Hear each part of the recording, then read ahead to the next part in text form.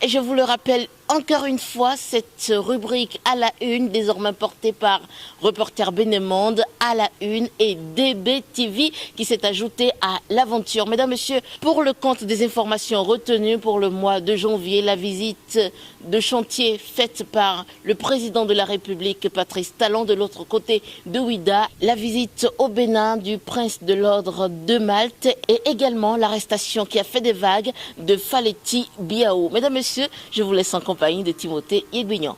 Descente du président de la République sur le site de construction de la digue immergée d'Avlekété ce mardi 14 janvier 2020. Le président Patrice Talon s'est rendu à Avlekété dans la commune de Ouidah pour visiter les chantiers de construction de la digue immergée et sur le site balnéaire situé dans la zone de l'Est Eldorado afin de constater le niveau d'avancement des travaux. Au détour de cette satisfaisante visite, le président de la République ne s'est pas empêché d'adresser à la population quelques mots.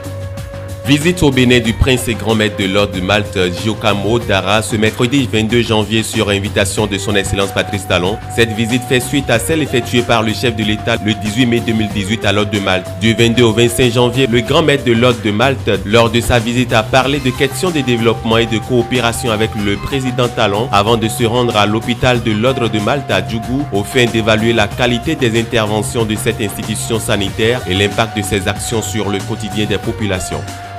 Le premier conseil national de l'année 2020 du parti Restaurer l'espoir de l'ancien ministre candidat Zanaï tenu le dimanche 12 janvier dernier au siège du parti a accouché de plusieurs recommandations et de motions. S'agissant de recommandations, Restaurer l'espoir exige sa reconnaissance officielle et la redynamisation, la restructuration de la résistance nationale sur son objet, à savoir des libertés et de l'état de droit et enfin le rétablissement de tous les acquis démocratiques. En ce qui concerne les motions, le Conseil national du parti a salué la mémoire des victimes des événements post-électoraux et exige leur réhabilitation. Le ministre de la Communication et de la Poste, porte-parole du gouvernement Alain Orunla, était face aux hommes des médias ce 24 janvier pour aborder plusieurs sujets dont l'arrestation d'Issieur Biao Faleti, instigateur des dernières manifestations enregistrées à Savet. Son arrestation est motivée par des actes de violence et de vandalisme perpétrés par certains citoyens à ses soins depuis quelques jours et des enregistrements audio et vidéo incitant à la révolte et à la désobéissance publique. Deuxième session plénière ordinaire de la conférence épiscopale du Bénin. La conférence épiscopale est très inquiète à propos de la consommation excessive de l'alcool. Elle l'a exprimé dans la journée du vendredi 10 janvier dernier. Le point 6 du communiqué final nous renseigne qu'au plan social, la conférence est très préoccupée par la consommation excessive de l'alcool par une frange importante de la jeunesse de notre pays. Par suivisme ou pour satisfaire un plaisir éphémère, beaucoup de jeunes détruisent leur santé et compromettent leur avenir.